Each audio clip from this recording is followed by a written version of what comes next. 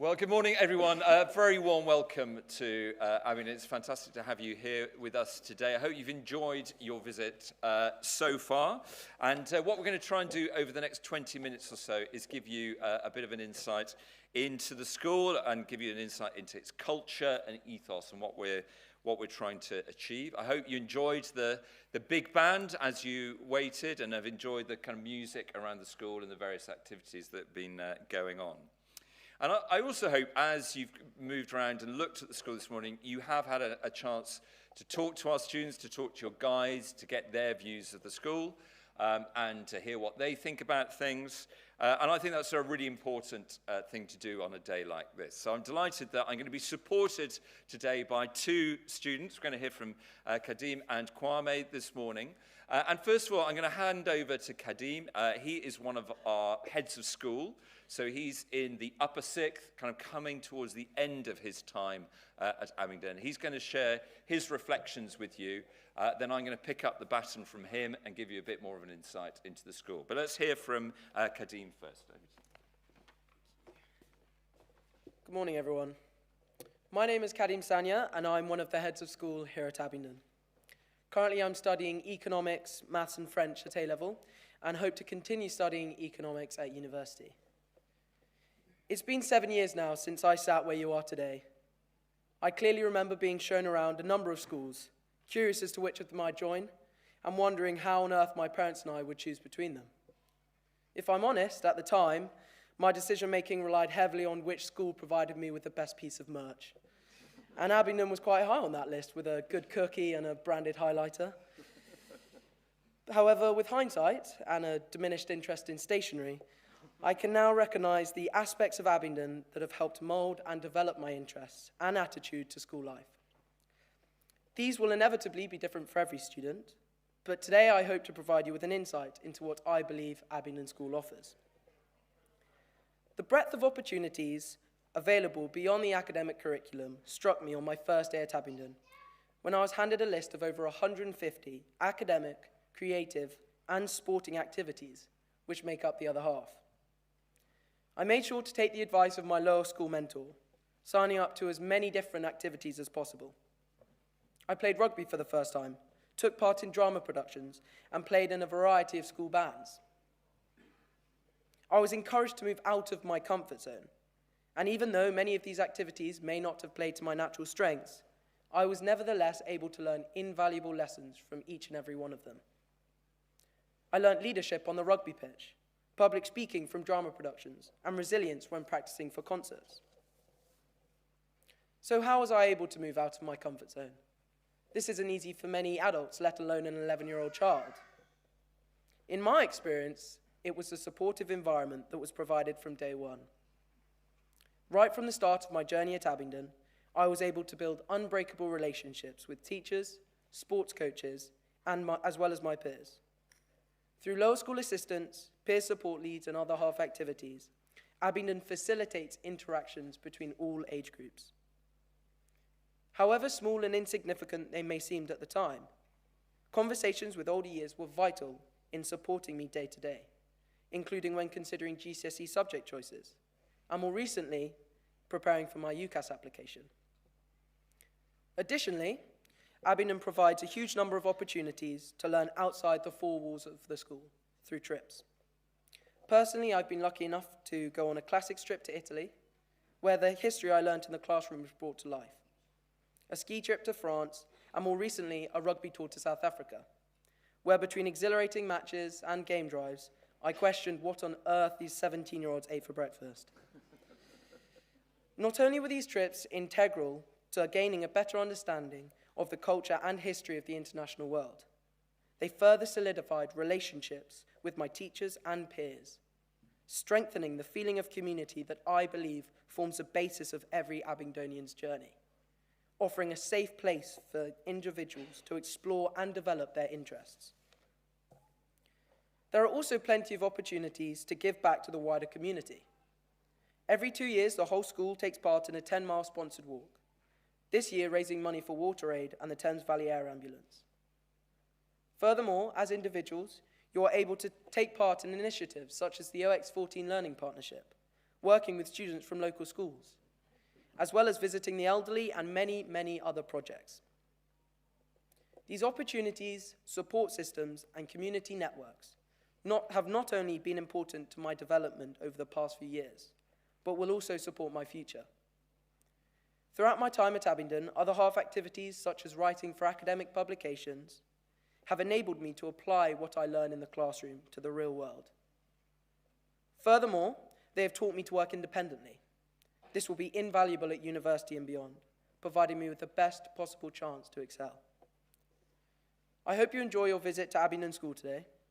Throughout the morning, I'm sure that you will experience for yourself the opportunities I've described, along with many, many more. My advice would be to give something new a go and see for yourself just how far it will take you. Thank you.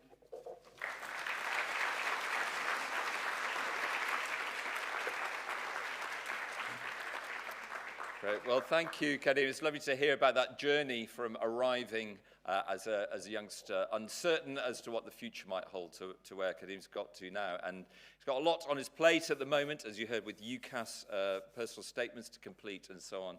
And also kind of will be playing for the first 15 this afternoon against Cheltenham. So we wish him all the best with that.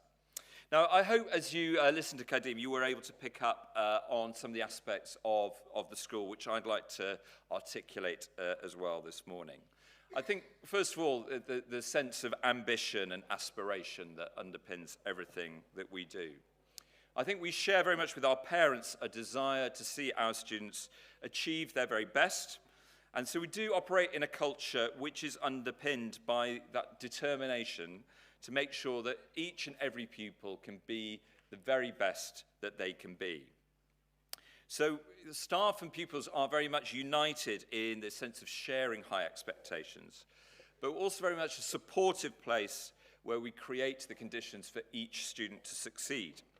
So we work closely with all our pupils and their parents to plot a sensible plan for the future. We help them make informed choices at each stage of their school career, and therefore chart an inspiring course for them for life after school through our After Abingdon programme. Now, I think the results of that atmosphere can be seen in all spheres of school life. Now, in the classroom, in our academic results, but also through our achievements in the other half. And no doubt you've picked up that that's the term we use here for the hugely rich and varied extracurricular programme. Now, in every single aspect of school life, be it Greek or rowing or robotics or chemistry, our pupils are motivated to aim high, and they work in a culture of mutual support and endeavour. And they're inspired by our traditions of learning and excellence, and we are indeed an ancient school, but I think our students really share our willingness to embrace innovation and fresh thinking. And for instance, at the moment, as we're getting to grips with the possibilities and challenges presented by developments in artificial intelligence. Indeed, I did ask ChatGPT to write my speech for me this morning, but I can assure you this is all my own work, and ChatGPT needs a bit of work to do, I think, before we can use it too much. Now, I've mentioned our kind of academic results, and you can see those online, and I'd urge you to go and look at the academic pages on our website to get a full sense of those results. But actually, I feel there's so much more to life than exams. And to be honest, I see our results as a byproduct of inspired teaching and what is simply a great education. So in our approach to academic life, we look to nurture and harness our pupils' curiosity about the world, and to give them ample opportunities to develop and express their passions and enthusiasms. And in a world where we are really just bombarded with information of varying levels of quality, I want our students to leave us as engaged, critical thinkers. I want them to be able to balance enthusiasm with skepticism, creativity with analysis. I want them to have the confidence to be able to embrace nuance and complexity, as well as the courtesy to respect other people's opinions and to listen to other people's opinions. So I think the result of this in the classroom day to day are that our lessons are very pacey and stimulating and create a real buzz around the curriculum. Now, key to all this, of course, and particularly this level of engagement, is the quality of our staff. And so what we aim to do is build a team of enthusiastic experts who are united in their desire to inspire our pupils. And I think we do stand out as a school in our commitment to developing our staff. There's no hint of complacency here, but rather our approach is to make sure that we make great teachers even better by providing lots of suitable opportunities for professional dialogue and learning. Now, another attribute that we really want to develop in our pupils is courage. Now, be that of the physical, moral, or intellectual variety. So we do challenge our pupils to take risks. As Kadim explained, we take our pupils out of their comfort zone. So they don't just have the opportunity to try new things through the other half, but the programme is actively constructive to make sure that they don't just stick to familiar territory, but they do try to do some different things. I don't want them just to play to their strengths all the time, but I want them to explore activities which will stretch them in different ways. And something that we also bear in mind when we construct our other half programme is that we want pupils to have access to all activities, whatever their talents and abilities. I think that every student, whatever their ability, should have the opportunity to receive coaching and instruction of the highest standard. So if we reflect on sport as just one part of our other half provision, there are large numbers of teams to give lots of opportunities to take part and represent the school. But there's also a huge range of sports, so every pupil can find a niche within that sporting programme. We know that rugby is not for everyone, but perhaps rowing or fencing or climbing, squash, tennis, badminton or martial arts may allow our pupils to find a sport that will inspire dedication to physical activity for the rest of their lives. And that principle really underlines our approach to other aspects of the other half, be that outward bound, the combined cadet force, music, drama, debating, and so on. So what I want all these aspects to come together to do is really to enable our students to be thoughtful and really to think about their place in the world and to think about others. And so our work here is really underpinned by a commitment to mutual respect, by a sense of service to the wider community, and also a generosity of spirit. And our pastoral structures are designed to ensure that in a school of over 1,000 pupils, each and every pupil is known and valued. And the house structure is really fundamental to this. These houses provide a sense of identity and belonging to each pupil. And as Kadim emphasised, one of the great strengths of the house system is that it enables older and younger pupils to mix together. And it's always fantastic seeing the older pupils acting as role models to their younger counterparts. And I do feel a particular feature of life here is the quality of relationships amongst the pupils, but also between the staff and pupils. Now, our boarding houses include weekly boarders as well as full boarders, and that includes many international students. And we really value the different cultural perspectives that they bring to our life together. And our boarders really benefit from the opportunity to develop greater independence, self-sufficiency and resilience while enjoying being part of our boarding family. But I'm also really keen that our pupils recognise and value their place within the local community. So we're growing the number of means-tested, free and discounted places to enable pupils from as broad a range of backgrounds as possible to attend the school. And that's so that we can ensure a healthy social mix here. And we're also really committed to a wide range of partnership work which allows our pupils to work alongside their counterparts in local secondary schools. And many of our pupils go and visit local primary schools as well to run sessions for them. And we believe that these experiences equip our students to move with confidence into life after school and inspire them to feel that they can play their part in building a better society for all of us. Of course, we're also preparing our students for a world where women and men work side by side and where diversity is key to the future of our society. And our proximity in terms of both geography and ethos to St Helens and St Catherine's, a girls' school just down the road, gives our boys the opportunity to work together, to collaborate and socialise with their girls. Now, these interactions encourage positive relationships, but they also help us in our aim to promote a vision of masculinity that embraces values such as sensitivity, kindness, and mutual respect. Now, we're really lucky to have a really wonderful environment in which we study, work, and live. And as you've toured the site today, I'm delighted you've had an opportunity to get a sense of that environment. And you'll have picked up that we're coming towards the end of a number of projects that will help ensure that we're ready for the future. So perhaps before you came in to this session, you might have had a peek into the new pavilion next door, which we're building to provide improved dining facilities for the students and staff. And that will also be a great space for us to entertain visitors and parents. And we're also putting in some significant developments in boarding to enhance the experience, not just for our boarders, but also for the day students in those houses. Now, I'm conscious that there's a huge amount to take in on an open day like this. But perhaps if there's one key message that I'd like you to take away today, I hope it is that Abingdon provides you with the space to work out who you want to be. We are an academically selective school, but we do actually really pride ourselves on the huge range of personalities, interests, and aptitudes that thrive here. There's not just one typical type of student here. And I'm really serious, actually, about giving our pupils an exceptional education. But actually, I also believe that in schools, we need to make sure there is plenty of time for the simple joys of growing up, for friendship, for companionship, and laughter.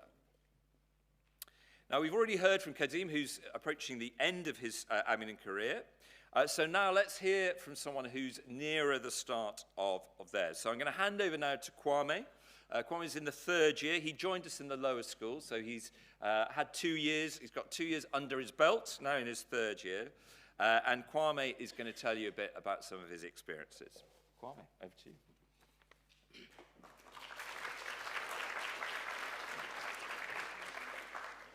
Ladies and gentlemen, distinguished guests, it is an absolute pleasure to stand before you today and share my appreciation for Abingdon School. As a student here, I've come to understand that this institution is not merely a place of education, but a sanctuary of knowledge, growth, and endless opportunities. Abingdon School is not just fantastic, it's a treasure trove of learning experiences fueled by its exceptional facilities that ignite our passions and nurture our dreams. Today, I invite you to journey with me as I delve into the myriad reasons why I wholeheartedly enjoy being part of the Abingdon School community. I want to share with you a deeply personal journey, one that has been marked by both trepidation and triumph. Growing up, I attended a state primary school where I cherished the simplicity of my early years and the close-knit community that surrounded me. But life is an ever-evolving tapestry, and it was with a mix of excitement and apprehension that I took the monumental step of transitioning to an independent secondary school. This shift was more than a change of institution. It was a transformation of my world. At first, I grappled with the stark differences in environment and expectations, feeling like a small fish in a vast pond. It was a journey fraught with challenges as I navigated the uncharted waters of independence and self-discovery. Yet, it was also a journey that has brought me immeasurable growth and a profound sense of accomplishment. For it is through adversity that we uncover our true strengths and resilience. This transition has shaped me into the person I am today. And while it was a big step, it was undoubtedly the most important one I've taken in my life so far. Having always negatively looked upon the idea of education and assessments, our school extracurricular program, The Other Half, has truly transformed my perspective on school in a very much positive manner. This innovative initiative has not only broadened the horizons of my academic journey, but has enriched my life with a kaleidoscope of new activities and indispensable skills. Through its diverse offerings, I have delved into realms previously unexplored, from coding workshops that ignited my passion for technology, to art classes that unveiled the artist within me. Moreover, this program has bestowed upon me a treasure trove of life skills, fostering teamwork, leadership, and time management abilities that are indispensable beyond the classroom. As I reflect upon the multifaceted impact of the other half, I am struck by the realization that it has not only changed my view of skill, but has sculpted me into a more versatile, resilient, and accomplished individual poised to embrace the challenges of both academia and life with unwavering enthusiasm.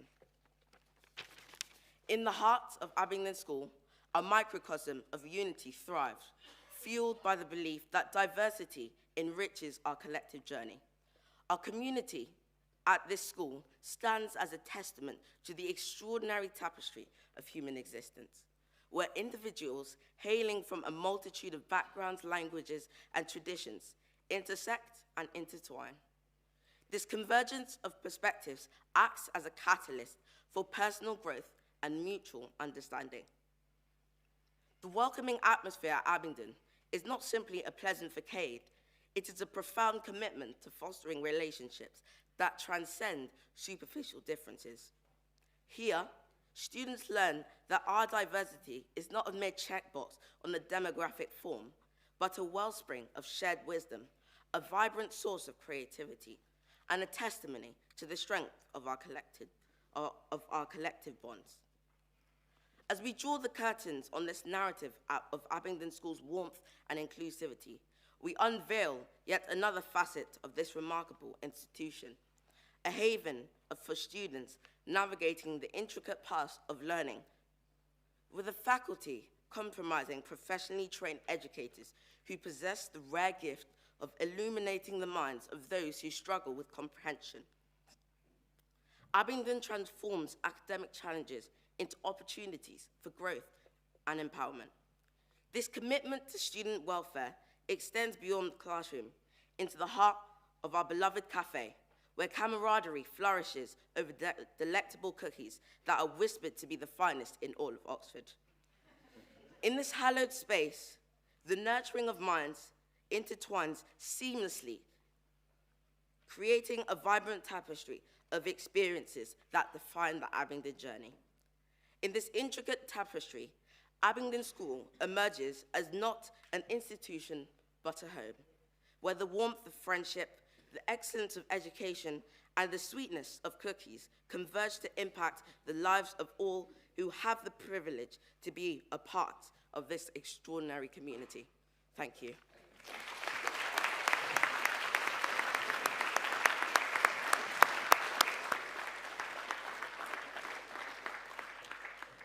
It's interesting that how often cookies come up in these speeches, and they definitely deserved a mention today.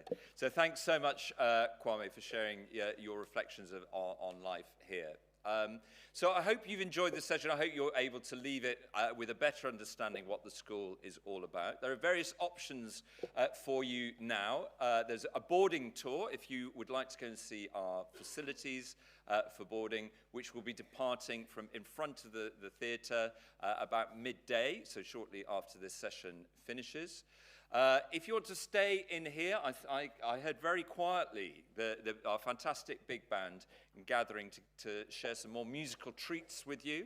Otherwise, you might want to continue with your tour, and hopefully you'll be reunited with your tour guides outside the theatre. But I'd like to finish by just thanking you so much for coming in today, and I hope you've really enjoyed your time here. I hope you enjoy the rest of the weekend as well. Thank you very much.